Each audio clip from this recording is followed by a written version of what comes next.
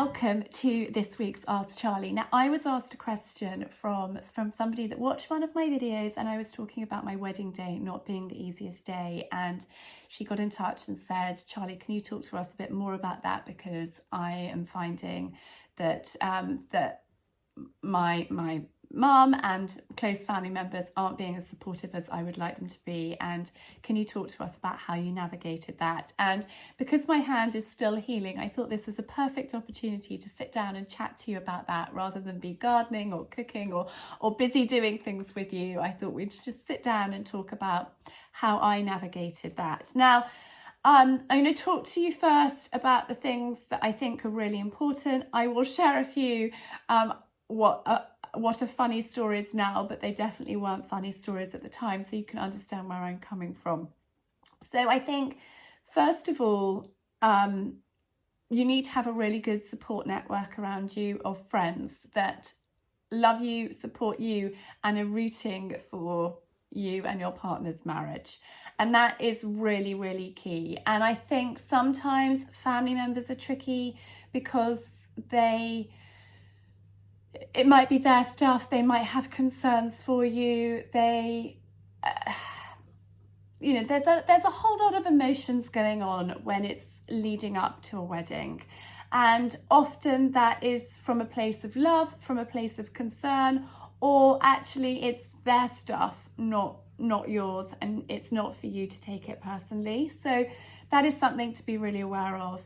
If you are finding things really tricky, speaking to a therapist or somebody that can offer you really sensible advice. For me, that is Auntie Margaret and Uncle Gerald. So Uncle Gerald is a vicar, Auntie Margaret is a vicar's wife, has seen a lot of stuff and offered me a lot of support and comfort and words of wisdom while I was getting married. And so really important to have a great support network around you.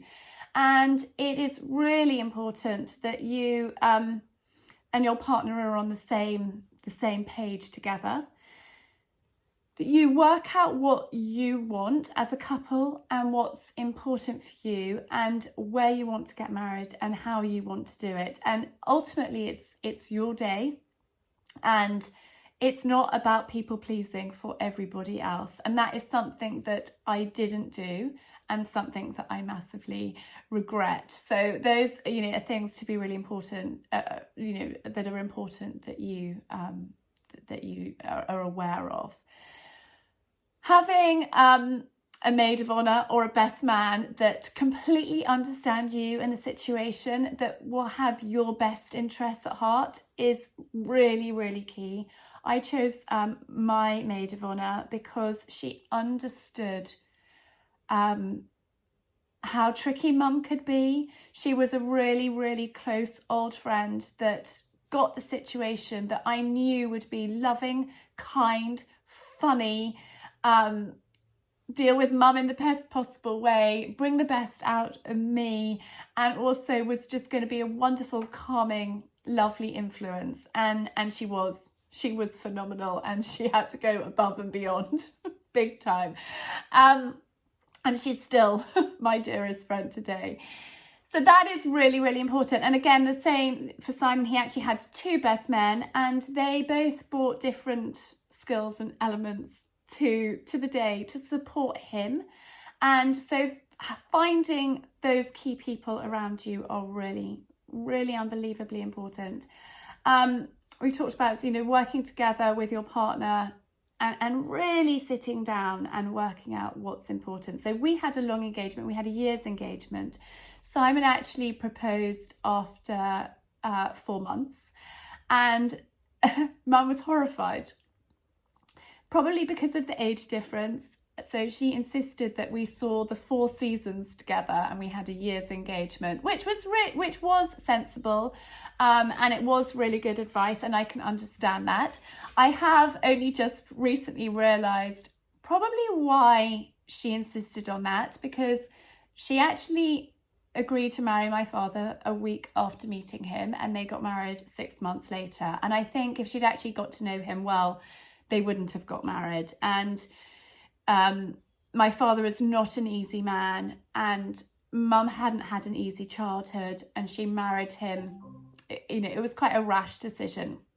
And I think they were very happy in the early years, but then things with Dad got progressively more difficult. And that took a toll big time on Mum's mental health, to be perfectly honest. And I think so a lot of her tricky behaviour was from a place of fear.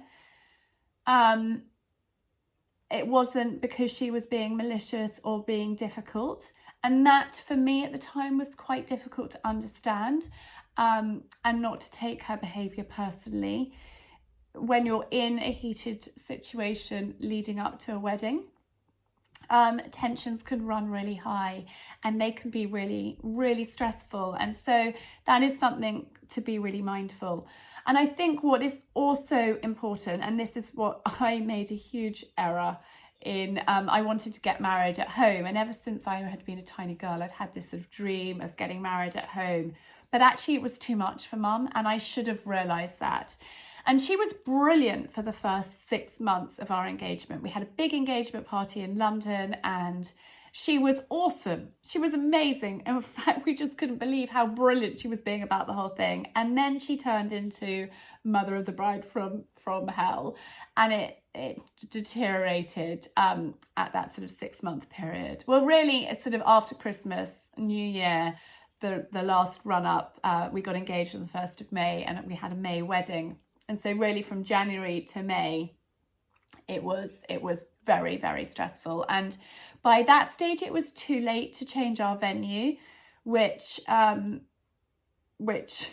hindsight, I would have done, because getting married at home on her turf was too much. It was too stressful for her, and to be perfectly honest, it sort of blew her mind. And because she was on her own, she didn't have anyone to say, for heaven's sake, pull yourself together. That's not a big deal. Get over it. And things just escalated into mega proportion. I'll give you one example. So I had spent ages organising transport, because the house in Devon is in the bottom of a valley. There's a stream that runs by. Because Mum wanted to park in the bottom paddock, it's the only kind of flat bit of parking, and our guests would not have wanted to have navigated walking down the drive in high heels. So Mum wanted them to park in that field, and I said, no, I think it's going to be too waterlogged. I think the best thing to do is to everybody park in the village. I'd organise for parking up there and then minibus them down, and then at the end of the evening the minibuses can take everyone away, we can wave goodbye, and perfect. Anyway, a week before the wedding, Mum cancelled the minibuses. She drove her Skoda across the bottom paddock. She said that it was perfectly dry, it was an unnecessary expense that we didn't need, and she cancelled them. Well, in those days, there was no mobile reception within a 10-minute walk of the property, very little internet, and our guests got stuck.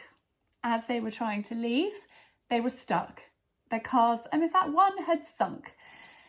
And Mum decided that she wasn't going to let anyone into the house to use the telephone, which is when my uncle stepped in, and he was a wonder, and he made her open the door and use the phone and called a tractor driver to pull our guests out. But it was a really, really, really stressful end of the evening and totally unnecessary.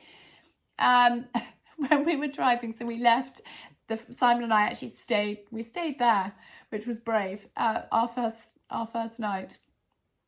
We stayed at home, and then as we were driving to Heathrow the following day, and we were on I think the M4 or M5, one of our guests came past us in their car, and we could spot them because they had quite a light car that was literally just covered in mud, and there was only the windscreen wiper space that was clear, that we could see it was them, and waved. And yeah, we all laugh about it now, but I tell you what, we weren't laughing about it that night. And it was just unnecessary, and Mum didn't mean to do it at all, but she just, I think sometimes the stress, the pressure can become too much. So if you have a great support network around you, if you plan really carefully your venue, if you think that it could be stressful, in a venue or we're getting married at home, then, and too much pressure for your parents, then think again.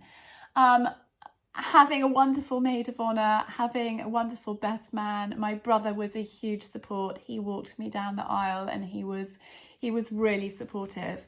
I really leaned on Auntie Margaret and Uncle Gerald. Uncle Gerald was our vicar that married us and a really close family friend, and offered really, wise advice. There are a couple of Mum's other really old friends that were there at the wedding that did, step in and help calm her down and various situations. She thought the band was too loud.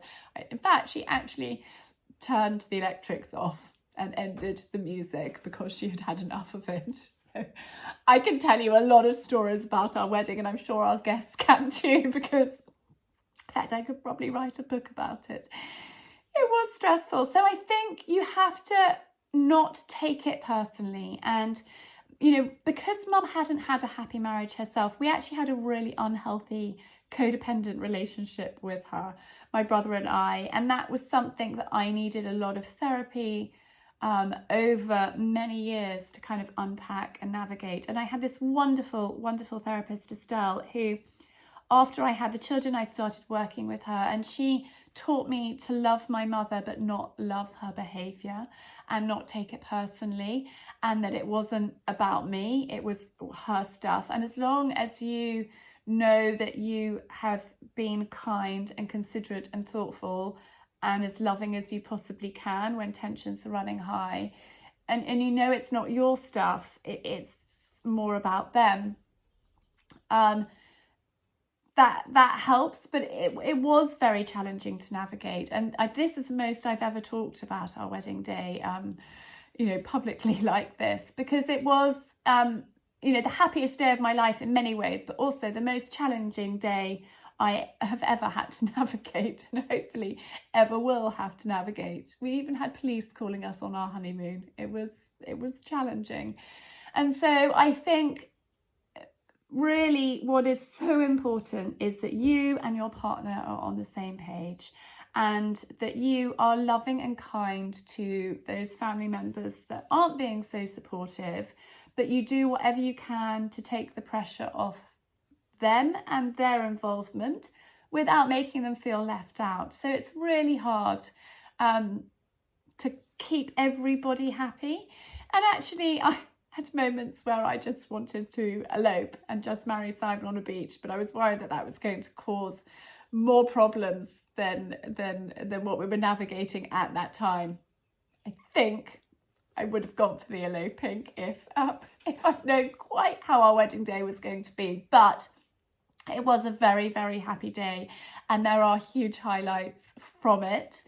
And I think it's always really important to focus on the positives. And I think that's probably why many of you say, oh, Charlie, you're always so positive, you're always so upbeat. But I've had to learn, because of what I have been through, to have a gracious heart, to look at the positives, to not take things personally, to know that I am doing things that are right, that feel right to me. I might not always get it right, but if my gut is saying this is the right thing to do, then I try to listen to that. So hopefully me sharing this helps. Obviously, I'm not an expert at all. I'm just sharing what I went through and what I, looking back in hindsight, would have done things differently. And I think you just have to remember not to take things personally, and having open, loving, honest conversations and trying to bring some humour into the situation as well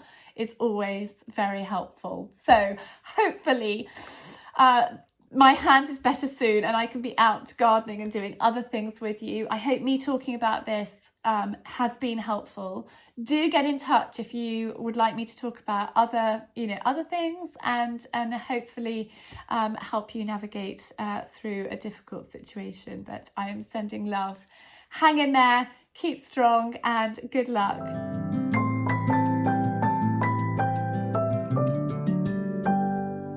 May you always find your way to higher ground. May you always keep your head held up high. Pretty little thing, you're a diamond in the rough, shining from within.